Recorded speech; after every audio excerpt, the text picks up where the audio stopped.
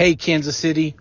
Angela Kennedy has been moving and shaking Kansas City tremendously over the last 10 years. A proud Jeff City transplant, she found her passion for influencing organization cultures during her time at the Kansas City Area Development Council. Her stated goal is to heal company cultures. She has been directly impacting Kansas City's workforce by making our businesses better at being human.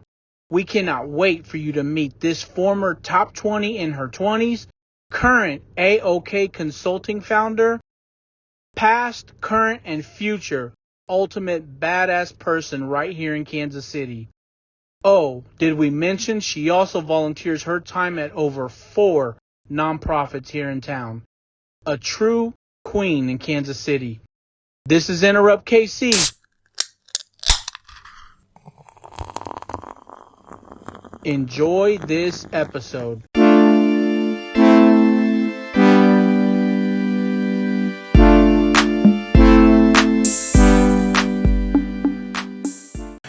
Welcome back to Enterrupt KC, the podcast dedicated to people, places, and things right here in Kansas City. I'm your man, D-Rod. This is JL. We got Nick behind the scenes over there. Shout out Nick, man. Shout out Nick. Watching the screens, making sure everything's okay with us, man. Yes, sir. How's it going, D-Rod? Man, it's going pretty good, man. I was, I'm a little under the weather. I was a little ill. Yeah. I was a little ill, man. But if you know, you know. If you don't know, you don't know. Those that know, which is a very selected few. Yeah. You know. But anyways, I'm right here, man, and I'm feeling great, man. I'm about 98%, man. Glad to have you there, man. Glad to have you there. Yeah, for sure, man. For sure. I was on my way here to this episode this evening, and man, you got a flat tire. I didn't get a flat tire. You hit a dog. Don't curse me like that, man. Because I be getting flat tires. Oh, shit. Man, we are on our 21st episode. Man. 21st episode. 21. And we were sitting here joking before we started this, like, oh, we didn't bring the tequila, man. I know, man. It's a legal age right now, man. It's a legal age. So we're 21. We are officially legal age. Man. Able to have some fun with it. You know what I mean? Yeah. And so, man, I think we've been having kind of fun with it a little bit, but it just seems like it's a little bit mature now. It's a little bit. Yeah, I don't know how many excuses we have after 20 episodes. People are like, man, y'all got to get good at this eventually, I know, right? man. One day we will. We'll surprise all you audience out there, right? Absolutely. And I cannot wait to show people the view we have in front of us, man. This is an incredible view. We're down here. I mean, this is the crossroads, right? This is the crossroads. So it's the south side of the crossroads, I guess. We're looking north, right? And you guys will see it here in a minute. I think what you said was the exact same thing I said when we walked into this magnificent room was, oh, wow. Holy shit. Yeah, holy shit. But I think we said that too. So let's get right to it, man. Yeah, man, let's I think we need to interrupt our guest. Yeah. And by interrupt, you guys know that means introduce our guest. None other than Miss Angela Kennedy. Angela Kennedy, welcome. Thank you. Honestly, the sirens feel apropos for me.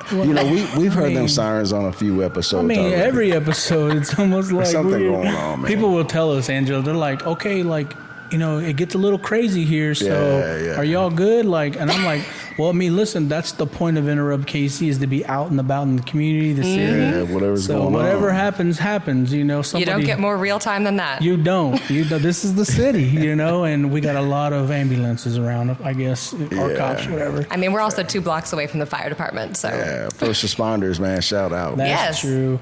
And now everybody can see the view behind Angela, plus Angela. So, Angela, tell the city, where are we right now? Yeah, so this is the building that my husband and I have lived in now for 4 years. It's AoK KC, and it's right next door to Crossroads Hotel. It's got one heck of a view, as you can see. Mm-hmm. I had the same reaction whenever I walked up here, actually, with a good friend of ours. There used to be this event called Downtown Dazzle. So pre-COVID, and they would have all the apartments in the downtown area available to go and just tour for fun, which Wow. I think everybody loves to go snoop around, that kind of thing. Absolutely. So a girlfriend of mine and I came here right around that time, and it was decorated for Christmas and had a massive tree set up in here and all the lights with the city. Yeah. And she and I contemplated how we were going to move in here, and unfortunately, I ended up getting married and moved in with him instead. Man, did she hold that against you? Sure does. Like, damn, now, well, she gets to see the view becoming a visit. She does. Right? Yeah, she's doing all right. She just moved to London, so. She's doing well, she's not doing too bad. Yeah, she ain't doing too bad. Well, listen, Angela, thank you for joining us on Enterrupt KC, the podcast. I mean, we're all about getting out in the community, like we said, and meeting people like yourself who are out here in the city doing incredible work, and part of the goal that we have is to introduce folks like you to our audience, and so we also want to grab your story along the way so that you can tell it. Thank Makes you. sense? Yeah, out there to the city and, to the world, people that don't know about the Angela Kennedys and what you're doing here, which is great things. I am honestly just beyond flattered to have been asked to be involved. Yeah, absolutely. I'm more than happy to share my story as it is, but I'll be honest and also saying that this city has so many cool stories to tell. Oh, yeah. And so to even be thought of in 21 episodes worth of being able to do that with Enterrupt KC, just thank you. Thank you. So if we can just get right into it. So tell us, Angela, I mean, you come from somewhere, Kansas City, maybe not. Tell us where you're from. Yeah, so I grew up in Jefferson City, Missouri. And I call it kind of the natural progression west that I ended up here in KC. Went to UCM, University of Central Missouri. Go Mules over there. Represent Mules, baby. Represent. Yeah. I did a little research on you, and I was like, okay, I gotta get it. We might have had to stalk you. Hey, no, I appreciate it. Honestly, I try to not do my homework so I can be pleasantly surprised with my outcomes. So this is all going to be gravy for me. I listened to a couple episodes, but I grew up in Jeff City, and excellent place to raise a family and be a part of that family, but went to school for public relations and anthropology. Oh, okay. Basically got that piece of paper that said I can talk with people and accomplish things. Something you knew already. But a great experience there as well, and then moved to Kansas City in 2013. So that's about as long as I've been in the region. A little over 10 years then. A little over 10 years. And for the majority of that time, I was with a company, the KC Area Development Council. And that organization is extremely civically minded, as you might guess by the title. Yeah. It's a company all about the attraction of businesses and talent into the region.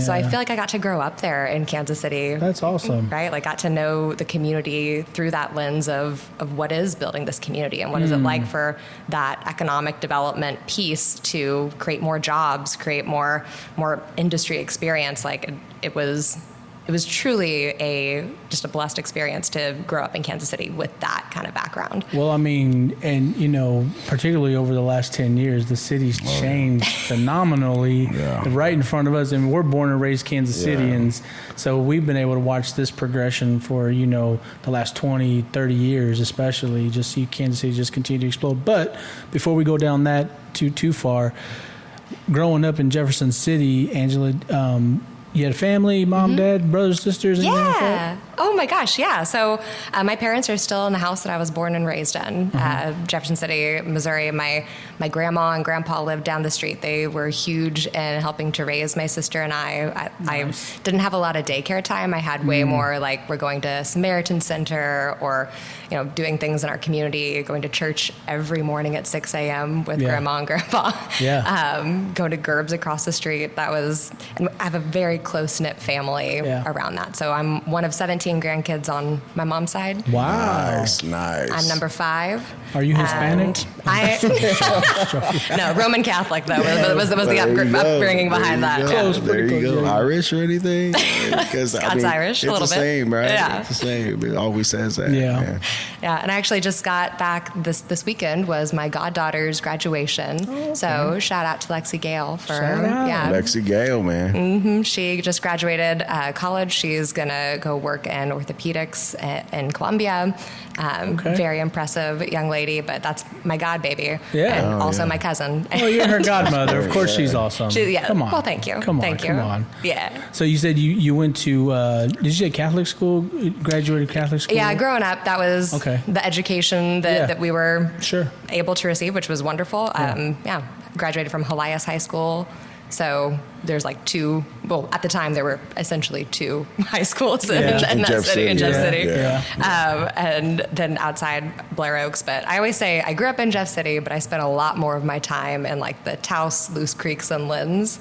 So I really enjoyed having access to a small city to grow up in. I was really involved in our downtown area in Jefferson City. Yeah. It's actually pretty big. I used to go to Jeff City all the time. I used to go to Jeff City all the time for work. I worked for Union, but we ain't talking about me. But we would go there every trip. Yeah, I mean, the downtown area has always been kind of cute. But whenever I was young, the bus would pick me up outside of our house, literally at the end of the driveway. And by myself in like 6th grade, I would go downtown and I'd visit the businesses and get to know the shop owners and just kind of. I love Jeff City. I don't know. That was my thing. My mom and I were the first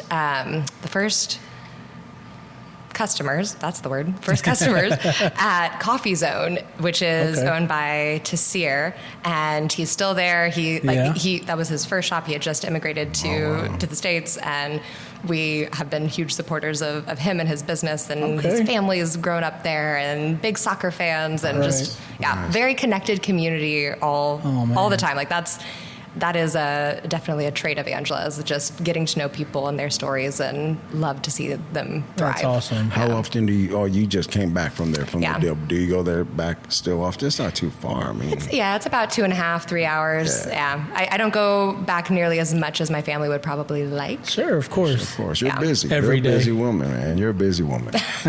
Trying to do things on it, but I'm grateful that they're really good about coming up to see us too. And actually our next family visit to Kansas City is scheduled for June, and my parents are going to come and join us at the KC Current match. My husband and I are season ticket holders and go to all of that. Yes, big KC Current fans. I haven't been to a Current game yet, man. I need have to not go. yet. All right, we'll put you on our list. Hey, I'm cool with that. Yeah, I'm cool. Hey, if that. we can get a spot, like I'm sure you probably got a suite just like this over there. Yeah. Looking over. Not quite. Sign me up, man. So Angela, one of the things I'm curious about is you've clearly had a lot of influence in your life, or somebody influenced you along the way into adulthood, right? And your passions that you have as a human being. Can you talk about that? Like, who were those people, particularly at a younger age, that really influenced you and impacted you?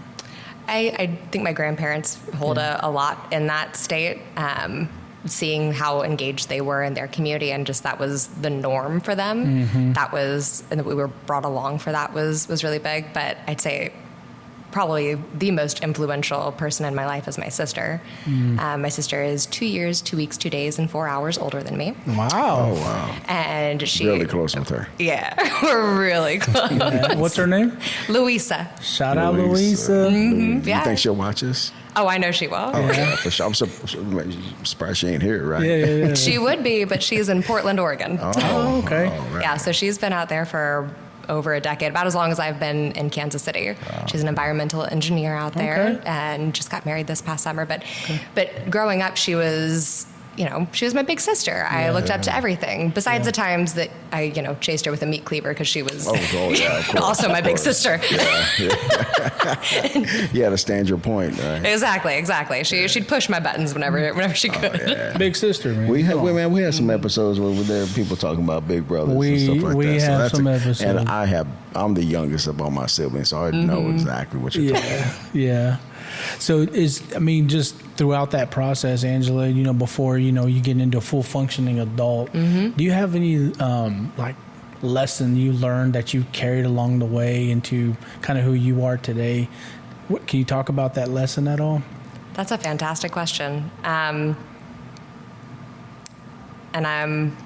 there's so many, and also not one concise way to say any of them.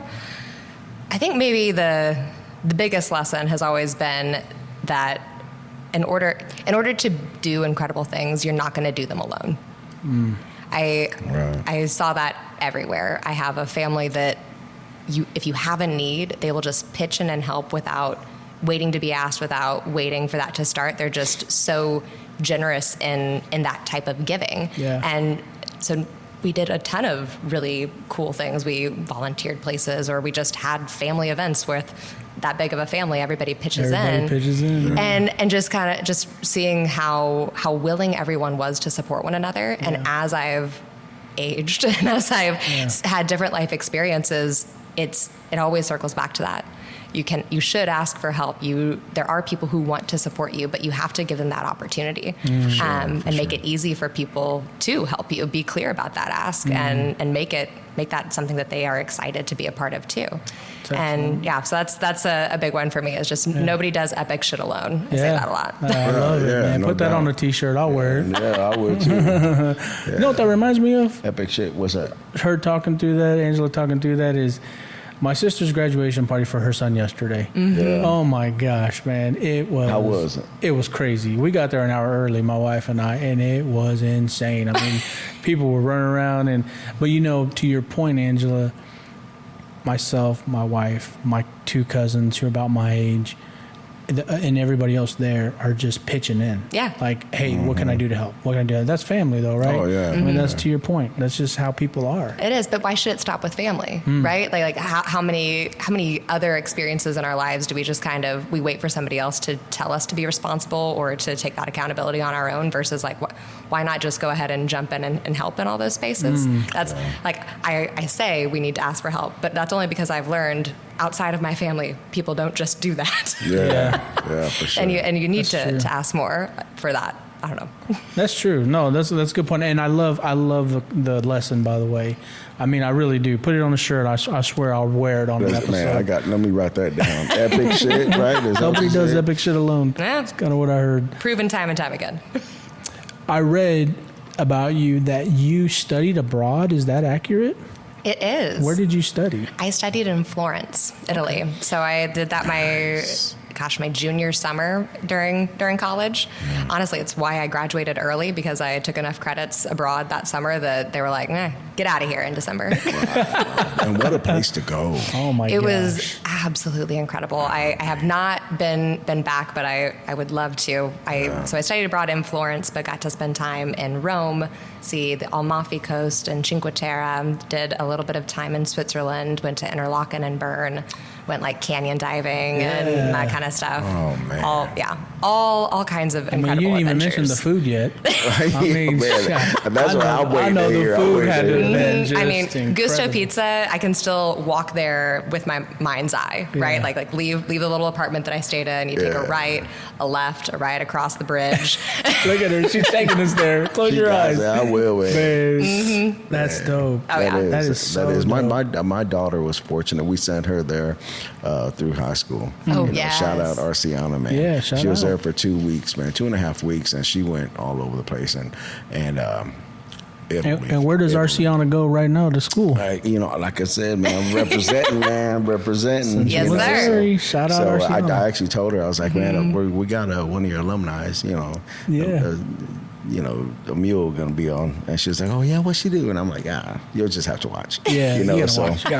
Yeah, but she went there and she talked about the food. I mean, she loved it, of course, obviously, the whole thing, Yeah, I think after, I'm not going to say how many years, the food, the food kind of faded away to the rest of just the overall experience. What stuck for me is absolutely the architecture and just kind of the global enterprise, right? Like you got to see how other people existed and experienced that culture. That intercultural communication was one of the things that I was studying over there, kind of cross between the PR and the anthropology background. So intercultural communication, international communication, and then did another, I can't remember what the class was called, but it was enough to get away with doing a cooking class in Italy.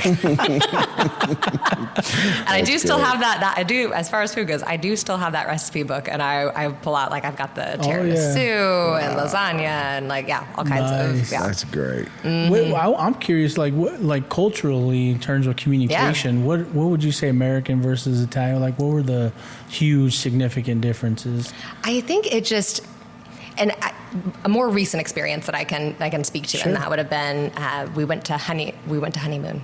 We went to Spain for our honeymoon. Oh, okay. And that's a similar area in that kind of Mediterranean, and something that jogged my memory while we were there comes directly to kids. And so in America, whenever you see a mother maybe struggling with a kiddo 2 and under, whoever, who's having a hard time, who's having a bad day, throwing a little bit of a tantrum, most of Americans will look away from that, or maybe even roll their eyes, and like it's a bit taboo. Be dismissive. Right. Exactly, be dismissive around it. Versus in Spain, and I know I think this happened in Italy too, is it doesn't matter whether or not they knew that kid. Like, if there's a nonna in the area, they're about to get invested. You gotta snatch them up. You gotta snatch them up. Literally on the train, one of the kiddos was having a hard time. Somebody from a front seat came back and like literally picked up this kid from the parents, no relation, and like just went to help him work it out, and just rock him back and forth. And yeah, just a different, again, community, like that type of like you just jump in and help. Like, and I thought it was a whole different thing. I thought they'd go over there and wow. Yeah, I know. Like, oh man, what are they doing with this kid? Jump off the train with them? So they go on comfort. They go on comfort, and yeah, man. Well, or at the very least, like try to help. You know, they're just trying to do something, get invested as opposed to being dismissive about it. And I thought that was really interesting. Oh, that's cool. Oh, that's cool. I mean, that's got to be one of many things culturally. Oh yeah. Sure, oh my gosh. Yes. I could imagine. We gotta go. Yeah. I mean, there's the affection side of it too, right? So it is much more normal for people to be intimately involved in public areas. That is a big deal in the U.S., but is not a big deal there. And it kind of makes you question a little bit on some of this, like, I mean, where do we really draw that line? And isn't it in some ways a little bit toxic also to be like, oh, showing affection in public is such a bad thing? Yeah. Like why? Yeah. A little bit. Yeah. No, I get it. Believe me, I do. Yeah. All right. So you get out of your studies, you go right into the workforce, and I was reading through your LinkedIn profile of all places, so forgive me. It's the most inclusive assortment of Angela-isms out there. Well, and I know Facebook, even for me sometimes it's like it's not updated sometimes for me, you know, and this and that.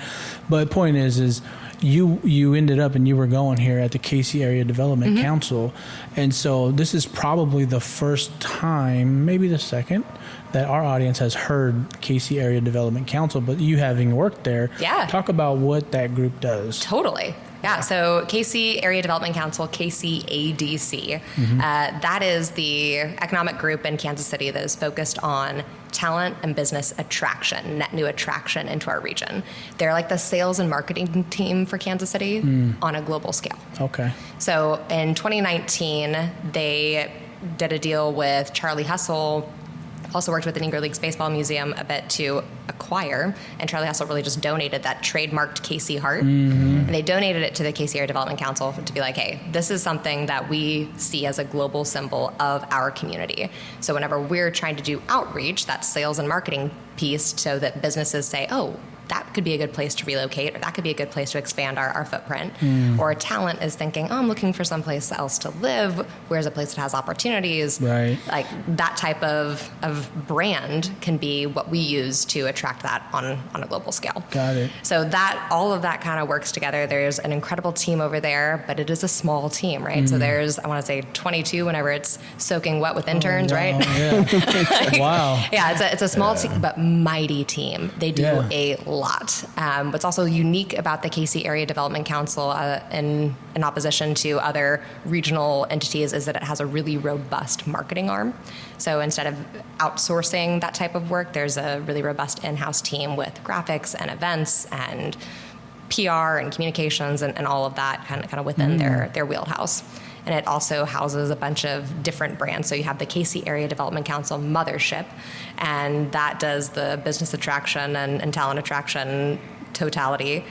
And then they have KC Smartport, which is all freight-based logistics and like these industry initiatives that kind of departmentalize how can we really sell the messaging to get more freight-based logistic businesses to be in Kansas City. So that's KC Smartport.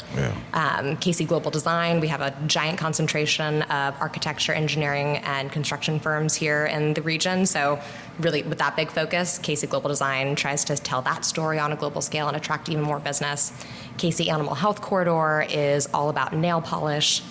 Obviously, it's about animals. Yeah. I was going to say nail polish on animals, maybe? I don't know. No, we have the largest concentration of animal health assets within the Kansas City region, if you kind of stretch from Manhattan to Columbia. Okay. And so it's similar in that from the industry storytelling. And then you also have Team KC. And Team KC was built more as an investor tool for KCADC. Okay. So KCADC is a privately funded nonprofit.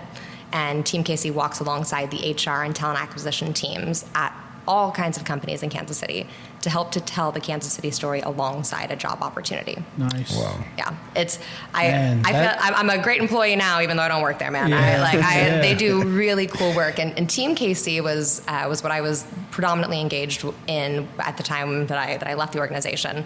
That didn't exist whenever I started there, right? Like, so I got to help and be a part of acquiring, like figuring out the name, getting the website, building the website, all the content that was, helping to build the board of advisors and really fold into what will this be and how will it help. Right. There's kind of two audiences there. One is the talent, obviously, that is considering Kansas City. So there's a magazine, KC Options Magazine, and one-pagers on life in KC, and a lot of proprietary information that's built out that help candidates to navigate Kansas City.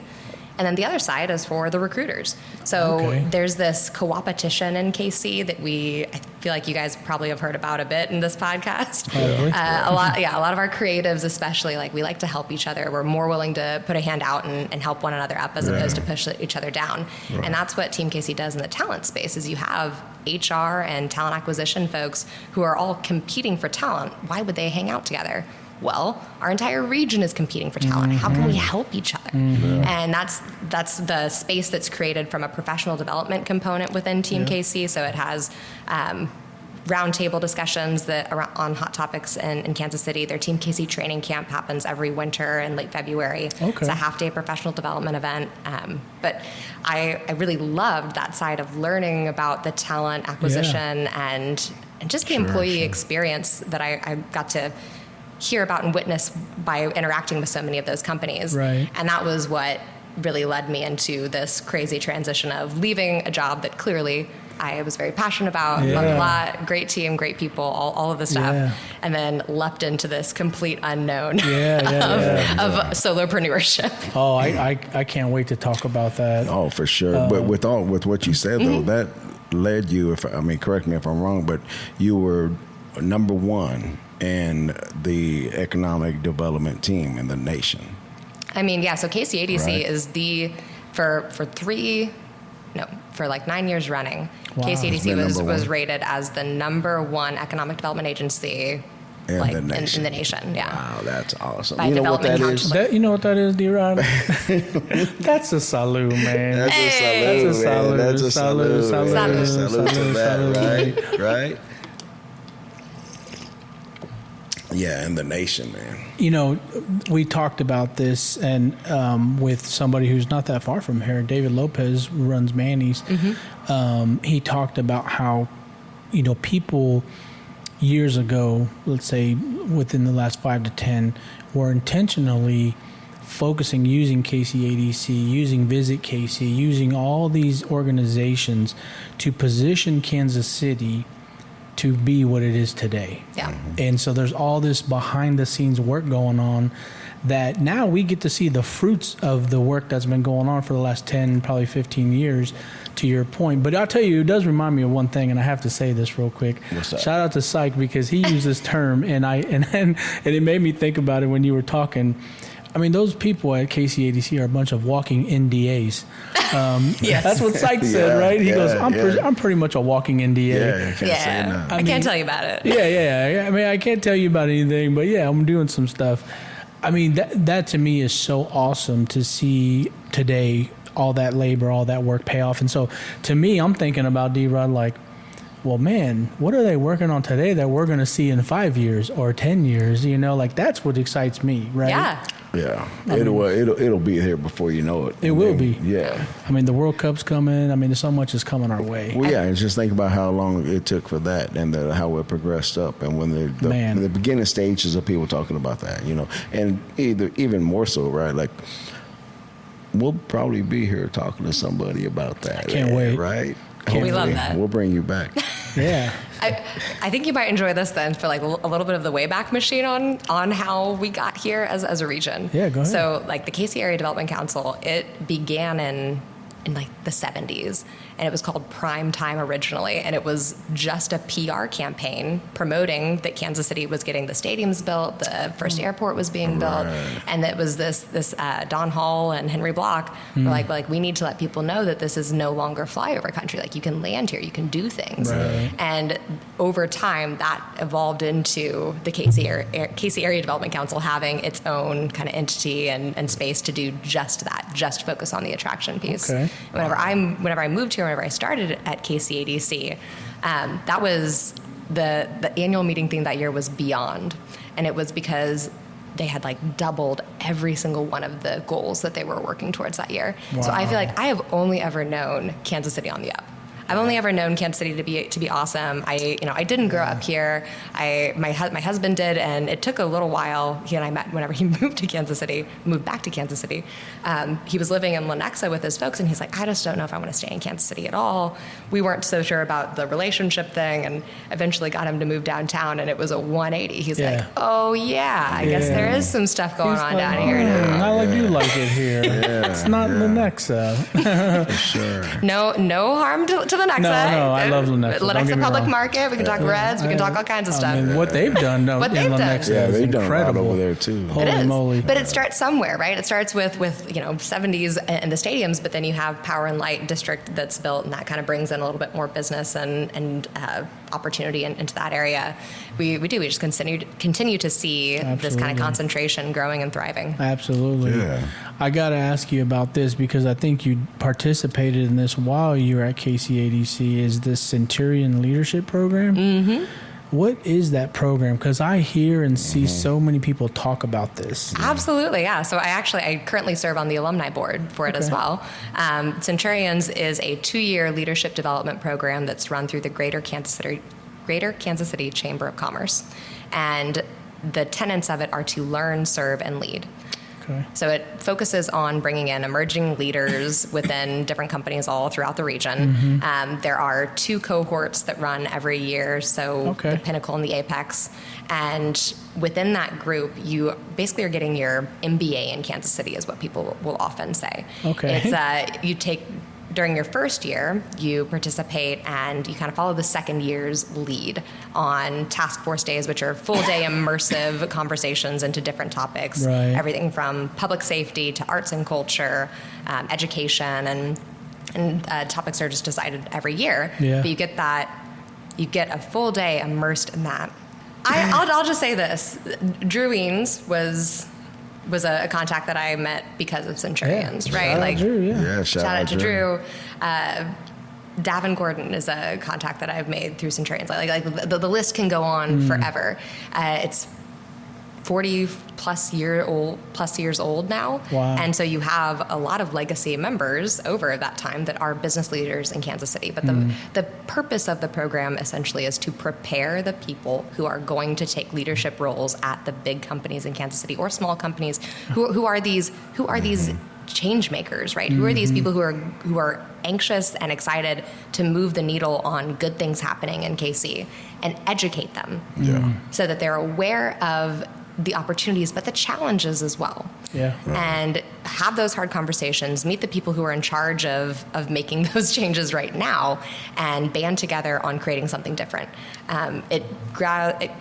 All kinds of go through the program, right? So you have different political views, different types of people. Yeah. But if you keep that one through line, that your goal after this is to create something better for our community, then you can get through a lot of hard conversations and can focus on that. So that's the Centurions Leadership Program in essence. And I would highly recommend anybody who's interested in like really getting into the weeds behind the scenes on KC to reach out. I'm more than happy to have conversations with anybody about anything, pretty much. So. Yeah. How would they go about getting hold of that? Was that a website for that, or centurionskc.org, I believe. But a quick Google of Centurions KC, we'll KC Chamber. Right. Yeah. It's through the Kansas City Chamber. Through the Kansas City Chamber. Yeah. And there are, there's like, there are good and bad within that, right? Sure. It's all good, except if you are not a member of the KC Chamber, like your business needs to be a member of the KC Chamber in order to be involved.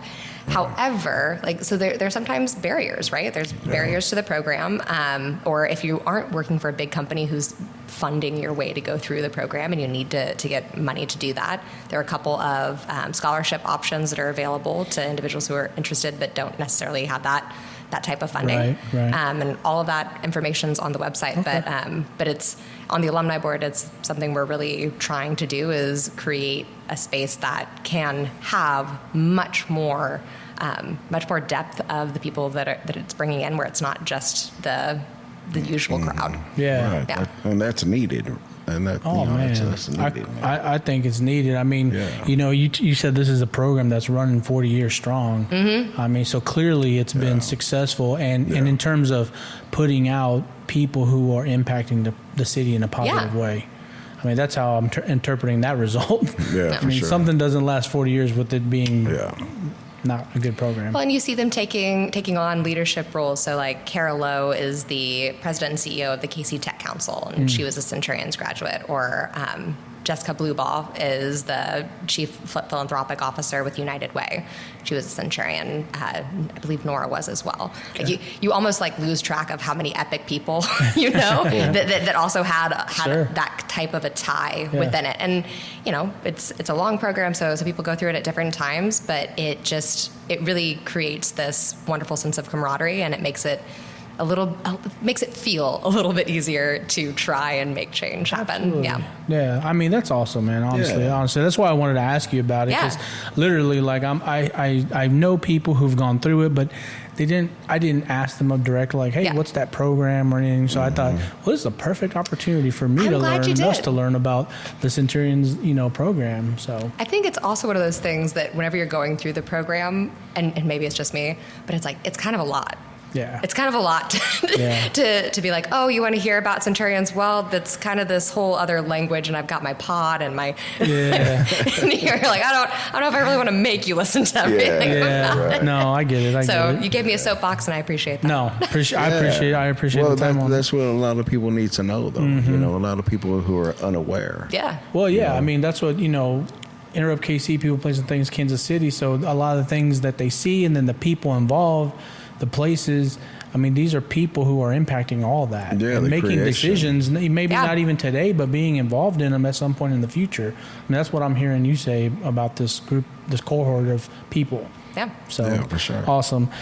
So at the KCADA, you were talking about all those kind of human resources and the personnel issues and bringing people into the city.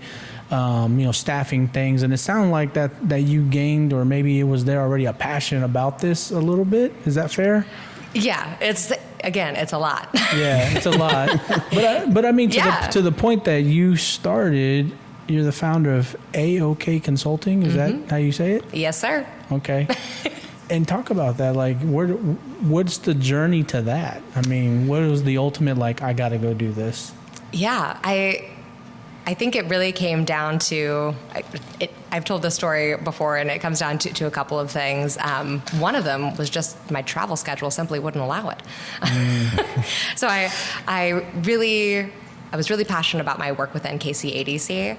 I had tons of brilliant opportunities to really stretch my talents over the pandemic and help to make sure that our organization was set up to succeed during that time. And then kind of flowing through to post-pandemic and what does the next stage look like, I looked up and I was like, I just feel like as though I want to try something different. And I had no really great reason as to why that was.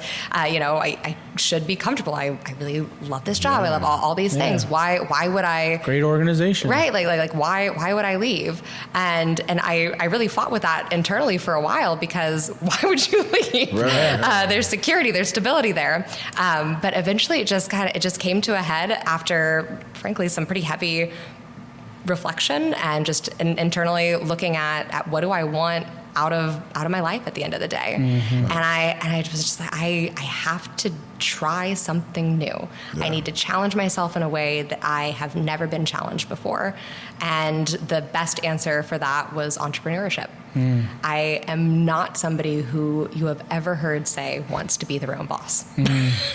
like whenever I was an accidental entrepreneur, it was really intentional, but it was not comfortable. And it was not something that I really long term thought that I was going to do. Like this wasn't the dream goal. But whenever I decided I need to break off and do something new, I had a lot of great conversations with the companies that I'd been working with, and over time I had heard this. We have a disconnect between communications and HR and talent attraction, right? Sure. Like we need to tell the story about our company in a way that helps people want to be here and want to stay here. Right. Like how are we staying aligned in that piece?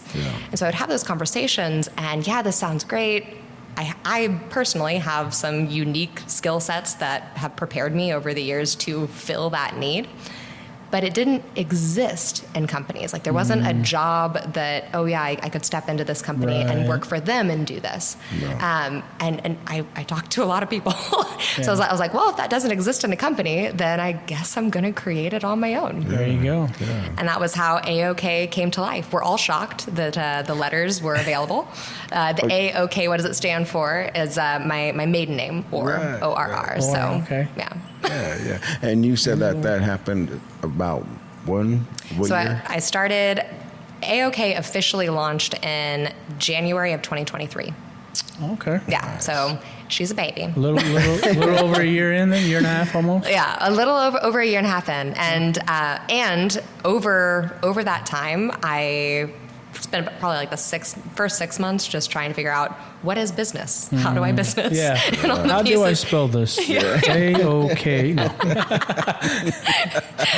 How do I bill someone? How do I do these? How do I set up all that stuff? So I had a little time there, and then I took on some interesting clients doing some really fun projects. I had a great project working with Segura Marketing, actually, alongside his team, Nicholas Segura, to do some work for the Brand Lab, which is a really fantastic program that helps to elevate BIPOC talent pipelining into the advertising and marketing industry. So that was a fun strategy project that I got to work on. And over that time, I kind of started doing a lot more public speaking. That's become a larger portion of what AoK does. And I had a really beautiful opportunity to speak at the Midwest Leadership Summit this past month. Nice. And that was a bucket list item for me. That's it used to be the Central Exchange Lyceum, and now they host the Leadership Summit. There were more than 1,000 in attendance. I had standing room only in my first breakout session, and it almost got me. I had the feels pretty big whenever I got up there, just because. Did you take a shot or something before you got on that stage? No, right? Like, it was 9 a.m. Yeah, that's okay. Bailey's. Oh yeah. Sneak that in the cup. Yeah. No, you don't want to give me any type of substance before I get up to speak. I will bounce off those walls, bounce right off. But I mean that's a huge accomplishment to be able to do that. I mean, particularly, Angela, and I don't want to know your age, but you seem so young still, to me, and particularly your business, year and a half old. I mean, you are just hitting the trail running, you know. That's exciting. It is exciting. And if you have been looking at my LinkedIn, then you've probably seen the other side of this too. While AoK is absolutely up and running, and that is my baby and something that I love to work on, I also did accept I kind of had a kismet moment a couple of months ago. So Terracon. Yeah. Engineering. The engineering firm. Yeah. So I was kind of looking out. Somebody had given me a pro tip of, if you're looking for contracts, check out job descriptions and see if you see something that you could maybe contract out or like do temp to pull into your business. Right. So I saw this listing on LinkedIn for an organizational development specialist at Terracon. Yeah. And I knew somebody through Centurions who was at the company. I reached out to him and I said, hey, and we'll give a full shout out to Kale Wilson there. Shout out Kale. Kale is I know Kale with Terracon. Yes. Yeah. He's phenomenal human. Yeah. Yes. And so I talked to him. I was like, what do you think about this? He's like, I can get you in touch with Teresa, and we'll do shout out to Teresa Bridges, who I knew from Team KC Life.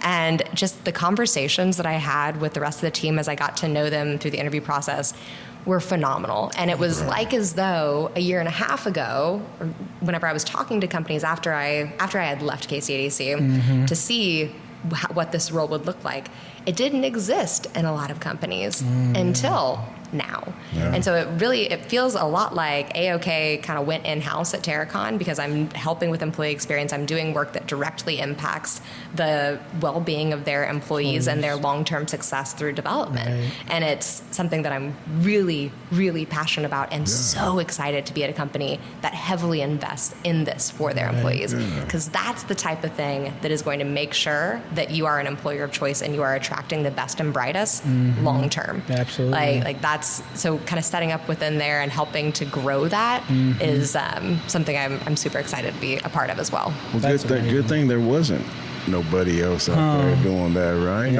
Yeah. I mean, them doors open up for you. I feel like, and maybe, people always use the pandemic as a point of reference of time, right? The pandemic, post-pandemic, right today's time, we've seemed to struggle with that workforce challenges of people getting back to work and those types of situations. And so, we have generations of people graduating high school still. Yes. And, they're kind of like, okay, what do I do? And, I know folks in my generation and older, we struggle with the concept of work from home. Like, what does that mean? And those types of elements, right? And so, whereas, these are people who worked did school at home. Yeah. So their mind is already wired this way, and all the technology is there, right? So I don't know if that's anything that you actually get into at all with the work that you do, but I can definitely see where there's a gap there. No, absolutely. The whole kind of remote work, hybrid, all of those different factors, that plays a role in how you communicate and how you build community. And having that kind of connection is a huge component of feeling successful and happy within your work, is to have that connection with your employer, with your team. Yeah. And Terracon is a hybrid company, remote options. There's there's almost 7,000 employees nationwide for this company. It's headquartered in Olathe. But my boss lives in Omaha. And we communicate on Teams very often. And some of the questions that we're looking to answer, and in the training that we do, and we talk about, how do you create that team camaraderie? How do you have that type of communication whenever you are separate and afar? Yeah. And especially with Gen Z and the early stage professionals that are entering a workforce, it's a lot to navigate. It is. I'm sure. It's a lot to navigate. And there's so much to be said. I've always called it the osmosis of the office, right? Like just being around people in an office and kind of seeing how the team works, and you pick up on the little things, like how to get the name tags out of the printer, or just the small stuff, or how you can actually best communicate with this executive leader because so-and-so down the next cube knows how they have their communications there, right? So I hope to, and I always aspire to, like if you have those options to have time in office, It's an important thing to do. Yeah. And if you are remote only, then you have take time to be intentional about making sure that you're reaching out to people that you don't know within your company. Yeah. Like, not just your team. Build those connections, but like reach out to people that you don't know and have a coffee, have a this, have a that, just so that you can get to build that relationship. Build that rapport, understand a different scope. The more that knowledge is power. And the more that you can learn and know just by being around others and asking questions, the more community that you can build and create. There's always like that. There's always that little clap back, that I've heard people saying that they'll be more productive not going into the office too, right? I mean, there's been that, but I think that's the sir talks a lot. Well, probably, man. But it's a double, two-sided card, I guess. Some people feel that way, But then it's in the office. I'm a people person, man. I always want to be around people. That's why we're doing this, D. Yeah, I'm a people person. People person. We get to have these types of conversations with awesome people. It's great. I appreciate it. I mean, and the thing I think about, too, is, how do companies, and I'm sure you could probably share some light on this. How do companies balance the impact of hybrid work from home opportunities with blue collar workers who don't have those opportunities? Because I'll tell you, I've seen that in a lot of places. Yeah. They do not balance it in the sense of, if I have a headache and I'm like coughing, if I'm a blue collar worker, I have to go into work to get paid, or I got to take time off, right? Yeah. Whereas if I'm a hybrid worker, work from home person, I can just get up and keep going. You know what I mean? Yeah. And so, or your children are sick, or there's a lot of things that go into that. So I don't know if that's anything that you actually get into with your scope of work in those places, but to me, that's still something I think people are trying to figure out. Businesses are trying to figure out. Absolutely, and I don't think that. So a couple things, from a consulting perspective, yes, this is something that I will work on. Within current role at Terracon, that is not something that I am actively pushing into, and I haven't been there long enough to see and really understand how it's felt. However, I will say that from what I've seen thus far, I think that they're doing the best that they can. Across the board, though, it comes down to communication. It comes down to listening really, really well to the people that are on the ground, and giving them a chance to feel heard. You can't solve every problem. We're not going to be able to solve every problem, but if we can at least make sure that people feel that they have been heard, given the time of day, given that outlet, and respected for their needs within this, then we're already light years further down this road. Right. That's part of that whole company-employee relations. That communication, that all that goes hand in hand. Appreciation. I mean, there's so much that goes into that play. Yes. So let's get back to AoK. You start the company. What were your goals outright in terms of what are you trying to achieve individually or as a business? What are you trying to achieve? Yeah, so my goal is to heal fractured company cultures by helping employers to listen fully to what's happening within their company. For them to communicate clearly on what they would like to have happening within their company, and then create the right solutions for the real problem at hand, and not just put a Band-Aid on it. And that looks like a lot of different things and a lot of different places, right? Lot of different things. But those are the basics that go behind it, right? And I think this is a little bit of the pandemic kind of showing its face, is that a lot of companies had their mission, vision, values, or this is what we stand for, this is who we are before that. And then we were all just in absolute tumultuous waters for how long? Right. And then on the other side of it, there's kind of this fear and this unsteadiness to recreate or really stand for anything whenever it comes to those mission, vision, values, and what we want our employees to do. And my goal with AoK Consulting was to help and solve for that. Help a company to have that streamlined mission that is not just words on a wall, but something that you can see that you're able to keep people accountable to, that you're able to build out measurable ways to see this needle moving forward. Right. It's not small work, right? Yeah. That's a big project for one person. Yeah. And so a part of that too is like to go in and engage with a team. I am a collaborative by spirit person. That's my best way to work. You're gonna get the best work out of me in a collaboration space. So finding the team, the ideal client was always like, find a team who knows that they need this and knows that it's going to benefit them, right, and help them skyrocket past it. Because internally, you don't have time. Yeah. Like the companies that are dealing with this, right, they are already burnt out. They are already maxed out. Like they can't look ahead because they're just putting out fires every which way. People are turning over all the time or something. Man, like that sounds like a company I know. Kind of. Don't name them. I'm not gonna name them, but you know who you are. Yeah. Jackass. No. No, you're good. I guess with that, the impact, right? So you're clearly, I mean, whether it's in, but particularly in your consulting, right? You're consulting, you're making such a unique impact for these businesses. Yeah. I would want to know, like, okay, where is the biggest disconnect in the chain? Yeah. Because there's a disconnect in there. And listen, I've had my run of a career. I know D-Rod's worked for several places in his career. There's always seems to be a disconnect in there somewhere. Right. So where do you see it the most is the question. Oh, man. I mean, I think that the most is always between, like, the office and the not office. And you alluded to that already, right? So there's a white collar and blue collar.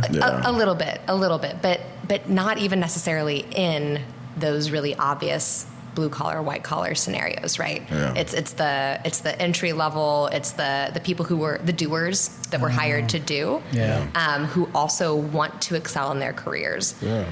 A little bit versus the people who are already in that seat and have done very well for themselves within that seat and they don't have the tools to pull people up with them. Gotcha. Because they're just so focused on their own shoes and what they look like. Right. That's where I see the biggest disconnect. I'm just asking because I'm just like, man, you're you get to look at things objectively, right? Just kind of like third party looking at this. You get much pushback from people all the time. Yeah, man. You put on your boxing gloves and come on, this is what you got to do. Mouthpiece in. Let's go. But you don't have those ideal clients. They're hard. They are very hard to come by. Like you said, they're still running a business. They're still doing. They got to make whatever. And if you're trying to come in and say, look, I'm consulting you. This is what you need to do. But it's most of the time, I would imagine that if it's already going at that level, it's kind of too far. I mean, too late, for some of them. Yeah. Some of them, I'm sure, can bounce back. And if they take that in perspective and change things and listen. Then that's probably why they brought you on, right? Because they want the help. Yeah. Yeah. I would say yes to all of that. And that I'm not saying it in a softball way, right? Like I'm a little bit, I'll make you expose your underbelly in order to see this. Yeah, for sure.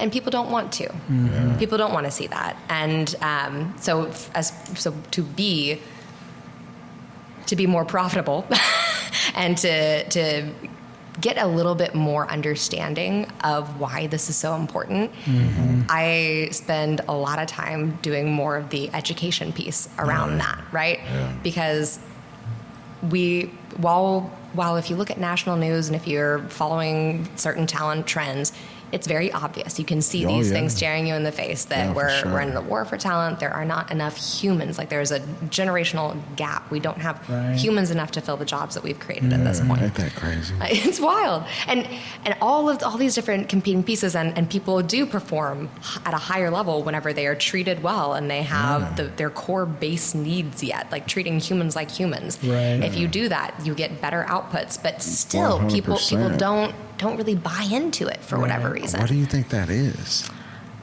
testosterone?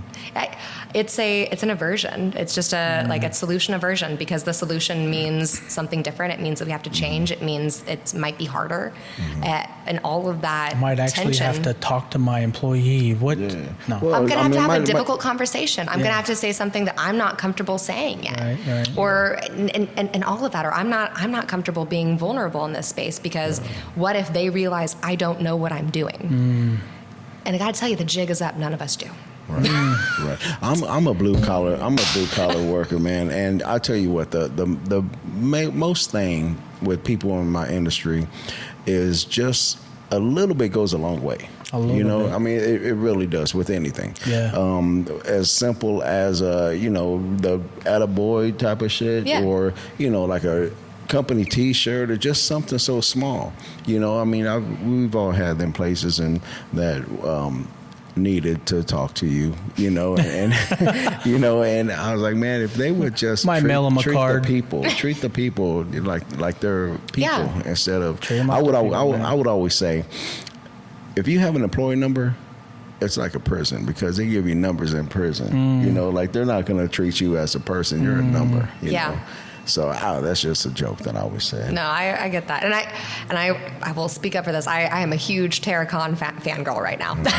I'm just joining the team, but already in a very short time, seeing from my perspective, and I've worked behind the scenes at quite a few companies, but like the safety culture that they have there is outstanding. And it's inspiring to see, like, from corporate office to field workers, the amount of training that is required from just safety first thinking, like for sure. knowing I had to take training on driving and fire extinguishers and lifting. I took all of that, and I know that all of my counterparts and everywhere else in the company across the nation takes the same training. Same thing, Safety Week was last week, and it's a time that they really, or 2 weeks ago, they elevate a lot of the stories within TerraCon around the near misses, the bad things that have happened. Yeah, for sure. But they tell those stories because they want us to be safe. That their goal is for every single employee to go home safe every day. And they hit it from a physical standpoint, just your base physical safety, which shouldn't be so surprising to hear. But like, I'm not allowed to take a phone call if I'm in my car.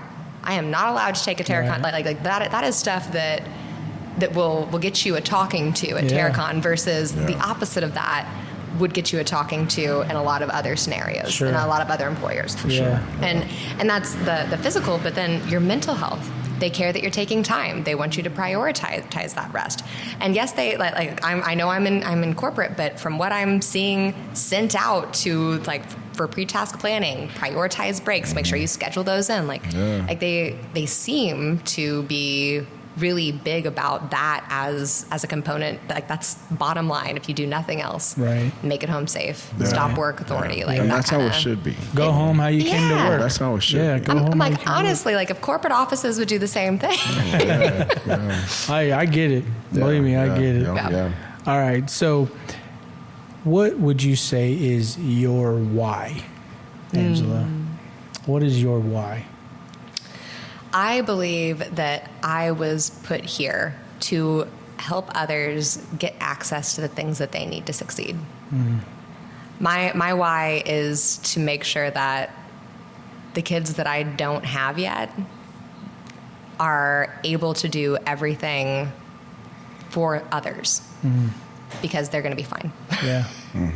But what drives me is always how I can be a part of somebody else's success, how I can raise their boat and help to say more about them. Okay, awesome. This podcast has been lovely, but like, in the back of my mind, I'm like, would you please ask me more about other people? Like, I'll talk about KC again for a long time. I'll talk about there's a lot of really incredible people in this community, and I think my best case, like what I am best used for, is helping to make them be more successful. Yeah, absolutely. Yeah, and that was like the AoK mission too. Is very much like, how do I want your company to succeed? Yeah. How do we make sure you do? But that? the thing is, Angela, on that point, right? So there's probably somebody who's going to watch this and say, you know what, Angela deserves to be out there giving herself some love. You know what I mean? Because the people who often give the most love, don't give it to themselves sometimes, because we sacrifice it for other people. You know what I mean? So keep that in your mind as well. Well, I'm going to read this quote, man, that I read about you, right? And it says, I don't know if you've seen her or not. I don't know if you have either, but it said, Angela Kennedy is your average human with above average expectations. Wow. I mean, and that touches on everything that you just said. You want to help everybody else out and do everything well for others. And you are. I mean, you are. Yeah, you wake up and you get to 100%. Do it every day. I'm trying. You are. That's great. You are. Well, listen. Let's get to talking about some other things. You have a tremendous amount of volunteer experience, and so you can talk about these organizations as much as you want. But here's a list. Here's a list of things: Girl Scouts of Northeast Kansas and Northwest Missouri. Keystone Innovation District, is that right? Yep. TED KC. Yeah. I'm curious about that. The Centurion's Leadership Program, which you mentioned earlier, and then Lead to Read KC. I mean, these are some awesome things these are, at least according to your LinkedIn, you're actually doing today, right now. Are you a part of these right now? I am. Wow.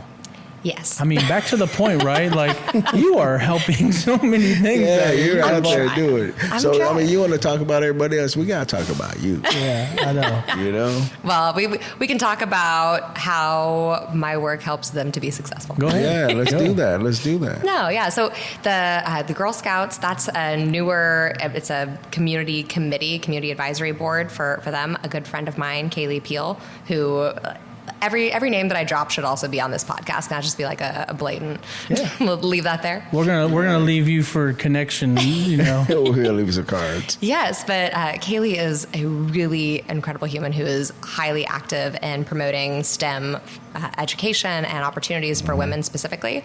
She joined the board of directors there at the beginning of the year, I think, and then. This is her advisory committee. Nice. And it's all about helping to share and tell the story about Girl Scouts on a larger scale, because I'll be really honest and say I haven't thought or talked about Girl Scouts since I was a brownie and a long time ago. But to see, I went to they had a Tough Cookies luncheon, which is like their annual luncheon, and getting to hear the stories and the work that they are doing to really empower young women and entrepreneurial skills and STEM education and just all these little pieces. Kids are a big passion of mine, and so being able to see how this is feeding into more of that community here in Kansas City, we just need to tell that story to more people, because I think many are like me, and as we're seeing, and we're seeing this across the board whenever it comes to philanthropy and volunteering, we're kind of shifting our generations here, and the people who are starting to take over those leadership roles, this is a younger generation. What's important to them? What becomes the marketing chasm? How do you make sure that they stay involved as parents within the scope? Right. Well, we got to get to know more about the next generation of parents and how and what they're looking for and how they want to build and communicate within that. So that's been the Girl Scouts piece, which is newer for me, but really, really fun to see come to life. Yeah. Yeah. Keystone Innovation District. Yes. Keystone Innovation District. This was a concept that I was introduced to, I want to say in like 2018. And what I love about Keystone is that it's a vision for an entrepreneurial hub. And it's a brick and mortar location right now. The first spot that they put is the Keystone CoLab. And it's right there on just on the east side of the bridge on 18th Street. Yeah. So it's like between KCATA and Lifted Spirits. And that location was really intentional in that they're wanting this to be a part of building a bridge of innovation and entrepreneurial resources between 18th and Vine in the Crossroads District. Okay. So they're trying to elevate more opportunities for startups, elevate more opportunities for STEM startups specifically. Their focus is on higher education, medicine, so like Hospital Hill being up there. How can we make sure our startups are hitting in those areas? Yeah. Social ventures, so like socially minded entrepreneurship pieces that they just announced their newest class here recently. It has some really great businesses in it. Civic Saint with Godfrey Riddle is a dear friend, a long time. I got to know him whenever I started in Kansas City, like forever ago. He was at Arts KC, and just still love to celebrate him to this day. But yeah, really great really great startups and social ventures that they put together there. And Keystone is doing what it can to be that spot, right? So years ago we had KC Startup Village. I don't know if y'all... Sounds familiar. Sounds familiar? Yeah. So whenever Google Fiber announced Kansas City as the first location for that gigabit network, it was only available in homes. And that happened on state line, right? Literally on state line. Yeah. And that was where a bunch of startups kind of moved. And for a while, that was their hub. And that was where they traded ideas and resources and this and that. Well, that went away. Well, long story short, that went away and is now Startland News, which is a great news resource. Yeah. But Keystone is kind of recreating that, but on a larger, grander capacity and scale for this to be a place where businesses can really thrive. Yeah. A couple of the tenants that I am most involved with or aware of because they have, and I should know more because I sit on the board, but I'm horrible with names. Yeah. Just the worst. That's all right. Black Excellence Incorporated and Venture for America. Craig Moore runs those, and Craig is stellar, absolutely stellar at what he does. KC Women in Tech. That is is like a women's tech hub piece. Social Phantom runs out of there. Fired Up Studios runs out of there. Okay. They do these Waywo Wednesdays. What are you working on Wednesdays that are an opportunity for if you're an entrepreneur of any type, come on down, talk about what you're working on, have somebody to brainstorm with, have a group to ask. And this is free? This is free. And where is that at again? Where is that at? That's at Keystone, the Keystone Collab. Yeah. Every Wednesday. Wow. Every Wednesday. And they have Wednesday sessions, which Jam are... session. They call it a jam session? They call it a session, and it's based on... Yes, exactly. It's a connection for 18th and Vine. Yeah. But it's all different startups or different... Like, they do different series that are just, again, resources, connections. How do you build community? You show up. Yeah, sure. Yeah. And that's what the collab is all about. Just show up and be there. Very excited for the next few months within that. They have some expansion hopefully on the table there as well. Yeah. That's been a really cool thing to see grow, because that was 2018, 2019, right. 2020 hit, and that really took things for a turn. Yeah. So the fact that they were able to get the venue or get the brick and mortar a couple of years ago, and now to see it be used in a lot of different capacities over the past couple of years, it is a community venue that is absolutely worth investing in and seeing more of. Sounds like it. Yeah. That's awesome. Yeah. Now, one more, TED KC. Yeah. I am really curious about this one. So, is this like a TED Talk? It is. Okay. It is. I was excited about it too. So, TEDx KC, Mike Lundgren runs that for our region, and the next exposition is going to be on August 2nd, and I believe it's at Kaufman Performing Arts Center again. Wow. Tickets will be available soon, but save the date. And they source all kinds of incredible stories and speakers, and it's our own little TED moment right here in Kansas City. Oh. They're working to have... I just got an email about it yesterday that was talking about we were one of, I want to say, 6 spots around the nation that were chosen to be a part of like a diplomacy talk specifically. So we're going to have some programming that's specific to that.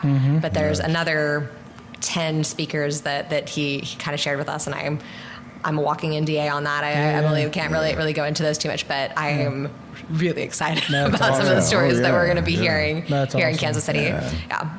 That's amazing. Yeah, I mean, for sure. I've seen some TED Talks, obviously. Yeah. And so when I read this, I thought, man, this sounds almost like it's the same. I just wasn't sure. Incredible stories, though. Yes. Incredible stories. So I need to look into this a little bit to see who's out there. Maybe there's somebody who wouldn't mind coming on here and sharing a story. I'm sure. Or two. All right. So, D-Rod, I don't know. Maybe Angela is the first in this regard for us as well. But Angela, you were named a top 20 in your 20s.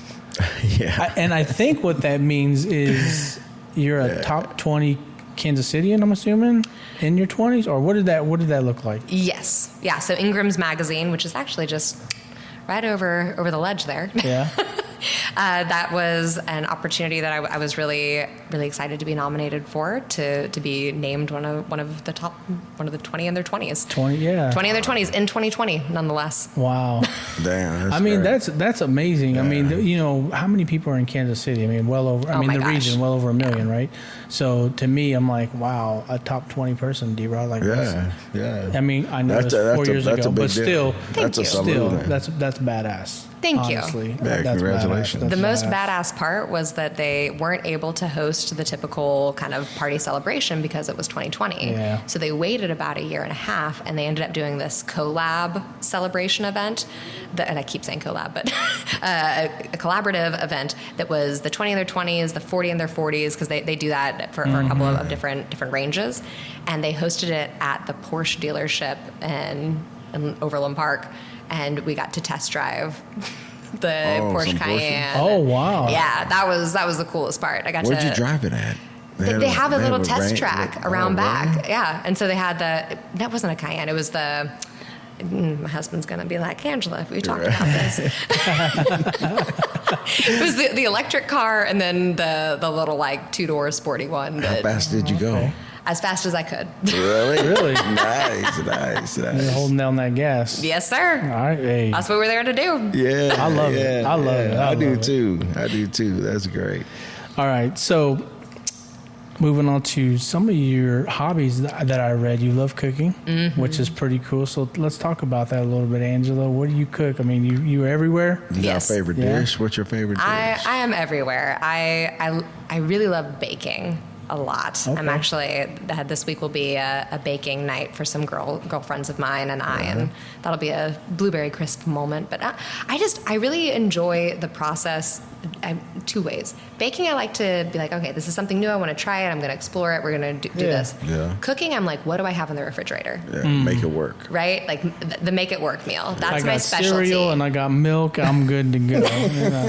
I'm like, I've got all these fresh veggies. I've got some eggs. I have some leftover pork shoulder. Like, what can we do here? Stir fry, obviously. Like day old rice, make sure that it's actually spectacular. But my husband would probably say my best meals are the curry. So I make a pretty good Thai curry, red curry, and then stir fry. We're big fans there. But we also love, a couple years ago, he got us the press so we can make tortillas. And we do taco night at least once a week and do the full So homemade tortillas? Homemade tortillas, yes. Check you out. Look at that. Okay, let's talk about your baking. I'm intrigued by baking. I love baking. Yeah? Yeah. No, I have my go-to recipe that I could probably do with my eyes closed was one that my grandfather made, and it's just like his grandpa cookies recipe. And it's chocolate chip cookies, but there's a special ingredient that is instant pudding. And that's you sub out, That would make it real moist. Exactly, yeah. And adds another kind of texture and flavor to it. But so I love a cookie. We'll be doing the crumble kind of deal tonight. Yeah. Okay. You get real fancy with it, like you do like a brulee or any type of thing like that too. No, my husband has a blowtorch, but he usually just uses it to light cigars. Oh man, where's he at? Where's he at? We need a cigar. We do need a cigar. Right? You know what? You call him up after this. I am certain he would love to have some company. La Cultura. Yeah. Do you smoke cigars? Not anymore. Yeah.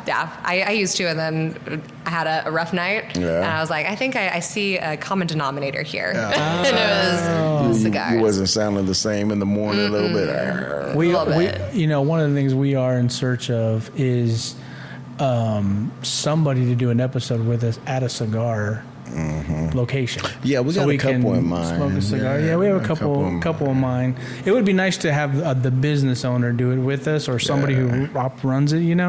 That'd be kind of a goal. Have you talked to Ben at La Cultura? No. Want to? Haven't.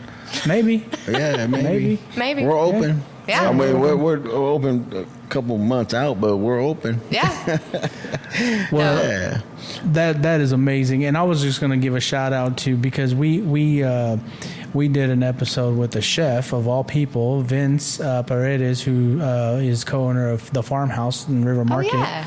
And we had him on, and he talked about the cinnamon rolls. Oh man! And he actually brought us out before we started. Man. He was in the kitchen. He made us fresh food. Stop.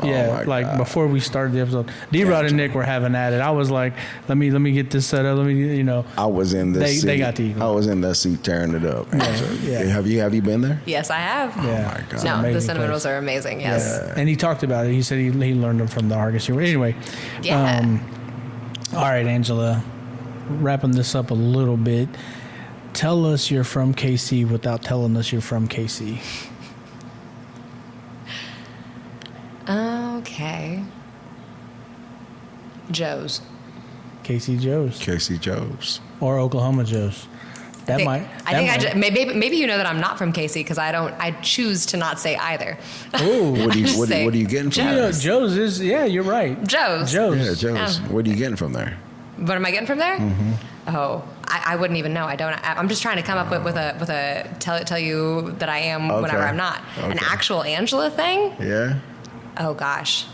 I'm the person on the streetcar that tells you which stop you should be getting off at. Don't get past this right here. For real, like I'll overhear people on the streetcar who clearly are not not used to being on the streetcar, and I will give them recommendations on where they should actually get off and the restaurants or places that they should be visiting while they're in town. Yeah. I've seen a picture of you holding a pool ball in a queue. Right over there. Yeah. So, are you a player? Absolutely not. I dropped that ball. Oh man, come on. That's hilarious. Okay. I'm a pickleballer. That's a great picture. Mm-hmm. That's a great picture. I was like, oh man, she plays pool. Yeah, it looks really, really cool. I dropped the ball. Oh man. How often do you if you read the blog post, I admit it too. Oh, okay. Yeah. How often do you play pickleball? We try and go at least a couple times a month. We have some friends that are really into it. My husband played tennis, and so he enjoys the competition. Natural transition there. For chicken sure. And pickle. Chicken and pickle usually. Yeah. I mean, there's a couple of just nice courts though, and some different parks. The one along Gillum is one. Yeah. Oh yeah. Nice. Yeah. That's awesome. Yes. Love to visit the parks. Well, we do this thing, Angela. We're Enterrupt KC, People, Places, and Things, Kansas City, okay? So this is a newer thing that we're trying. Oh, yeah. You're the second person we're doing some, but I have to tell you, it turns out to be a pretty awesome little thing for some time. All right, let me get ready. So you get to pick people, places, or things. And keep in mind, this is Kansas City, so people, places, or things. Yeah, you've been here long enough. You know some stuff. Yeah. I know a thing or two. We'll go with places. Places. All right. Okay. You want to go? You want to go? Go. I'll go. Okay. I'll go. Go ahead. All right. LC's Barbecue or Arthur Bryant's? LC's. LC's. Okay. Yep. You've been going there. I mean, LC's does not let down, man. Yeah. No, they don't. LC's does not. Have you had the wings from there? I think I have actually. Yeah. Have you? Yes. I can't get past the wings. Yeah. I'm a wings person. I tried the wings, man, and I was like, man, that's all we need. Yeah, that's all I need. It's fire. Okay, I got one. No. How about knuckleheads or grinders? Knuckleheads. Knuckleheads. Why?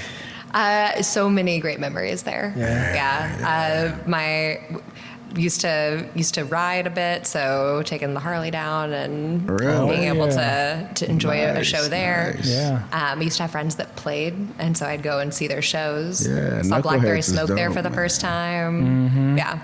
And we go back now in the what is the Funky Butt Brass Band? Mm-hmm. They do a Christmas special. Okay. And that's kind of a favorite to go see. I love the music that shows out there. I love blues, so Samantha Fish and Trampled Underfoot. I love blues too. Yeah. Okay. Mm-hmm. I think the first concert I saw there several years ago, it was KCDC and Almost Kiss. Okay. I mean, it's amazing. I mean, honestly, they are replicas of both bands. That would be fun. They do a great job with it. I'll keep an eye out. All right. Speaking of knuckleheads, Jay Rieger or Tomstown? Jay Rieger, easy. Yeah? Yeah. Wow. Jay Rieger. She's just answering them right off. I mean, this is... I don't think nobody's picked Tomstown yet. Not yet. Yeah, but I want to hear why Jay Rieger. Yeah. again, so many reasons. I love what they've done and what they're doing in that area, right? So like the investment that the Rieger kind of conglomerate, if you will, is making into doing what they can to elevate that neighborhood, get it to electric park status again, the history that's in that building, the history of the story of Rieger from Prohibition all the way to 2010, whenever they met up and started to make the first Kansas City, Missouri distillery since Prohibition, right? Right. And then the spaces within it, just fun stories about the community and how it came up around that, and also just personal connection. So I got to meet Ryan Mabey through the America's Creative Crossroads campaign years ago, and just am so impressed by him always, what he does and brings to our community, he's just kind of this quiet but such a strong symbol of like, we can do something incredible here, and he makes it happen. He just makes it happen. And Andy Rieger also I've gotten to know him over the years, and he's absolutely wonderful, and awesome. His family does great things for our community. So well, sure. That's a great response. I mean, so you're a whiskey drinker? Gin. There aren't a lot of gin drinkers. Yeah. I used to be tequila one. and gin. Hey. Tequila and gin. We already talked about tequila, but no, I will order a seasonal G&T, KC Current Games. There's a Rieger station I think they put it on purpose right at the stairs for our section. Yeah, they were like, Angela's sitting gimlets? right here. Let's put it right here. You I enjoy gimlets? a gimlet, yeah. I don't typically want anything too sweet, though. I don't want my alcohol to taste like not alcohol. Were you Gin just and juice? I was gonna say, were you just a gin and juice song fan? A Snoop Dogg, gin and juice. I haven't grown out of that. I mean, I'm not a gin and juice fan. Hey, who isn't? Right. Correct. Okay. Midland Theater, Uptown Theater. Ooh, okay, now it's a little tougher. I'm gonna go with Uptown. Uptown Funk. No, I'm gonna go with Midland. I was gonna say she looks like she's struggling with that one. I struggled a lot, and it's your experiences. You know, Uptown had that. They revived it years ago when it was really tore up. You know, and I mean, there's a lot of history there. Yes, there's a lot of history there. Why Midland? Well, it was almost Uptown because they host Thundergong. And Thundergong, it supports Steps of Faith Foundation, Billy Brimblecom. Like, that's a really great cause, and it brings in cool people. Obviously, you get to see a Jason Sudeikis and have a Ted Lasso moment. Who doesn't love that? But the Midland is a tiny more personal tie for me. That was where I saw my favorite concert of the past 3 years. Who was that? Teddy Swims. Teddy Swims. Okay. Yeah, it was just a blast of a night, and he's a stellar performer. Yeah. So I was like, I can't not. For Teddy. Yeah. Uptown got a lot of different event spaces inside that place too. I looked at it as a wedding venue. Yeah, that's pretty dope. Yeah. The one Really? the main deal, or the one up on top? The one up outside on top with the windows. Yeah. Yeah, that's pretty sick, man. Yeah. Yeah. I remember. Yeah. Anyway. All right. Great response. I love it. Oh yeah. All right. Yeah. Oceans of Fun or Worlds of Fun? Oceans of Fun. Oh wow! You're the first person to say Oceans of Fun. That water. Really? So you're. Is a it beach just because person? it's hot? Yes. Yeah. She's like yes. I'm a water creature. Yeah. I love the water. I love the ocean. Oh, I love the ocean. Man, don't go out there. D-Rod is afraid of the ocean. Okay, I'm afraid understood. of what's in that ocean. You should be more afraid of what is in Oceans of Fun. I think we all know. I don't go there either.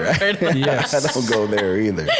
Don't you know about that Kraken, man? Right? Come on, man. Isn't that a rum? No, it's a big No, old he's giant, talking about a monster. that No, big old monster octopus, man. Actually, that was my Or gym squid. name for a while. Kraken? Yeah. Really? Yeah, Angela the Kraken Kennedy. Damn. Well, I love it. So you love the water. I love the water. Yeah. I love the water. Beach. And so I do love roller coasters, but if I love the water. Yeah. So you go I on feel that. well, yeah, when you went to Florence, and I imagine you go to ocean vacations and stuff like that. I go wherever the adventure is. So You be jumping out of airplanes and all that too? I will be. I haven't jumped out of an airplane quite yet. The next big adventure, though, is June and July.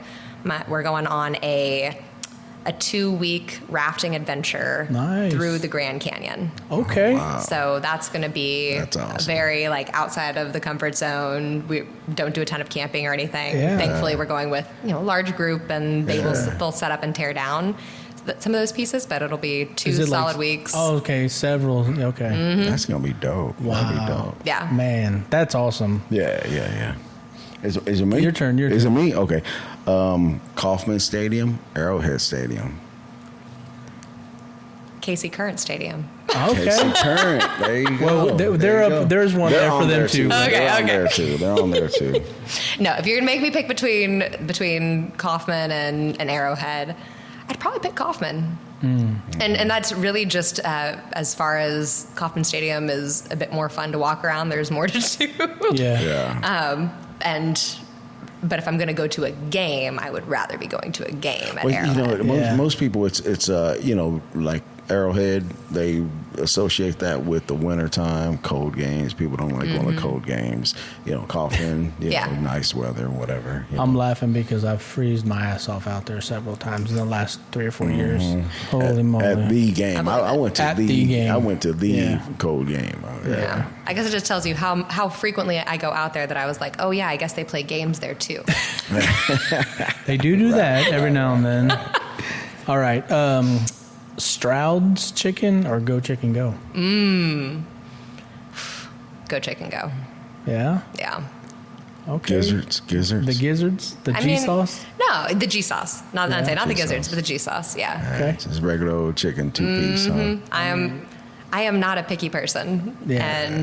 And there's just something, my favorite meal is chicken nuggets and fries. Yeah.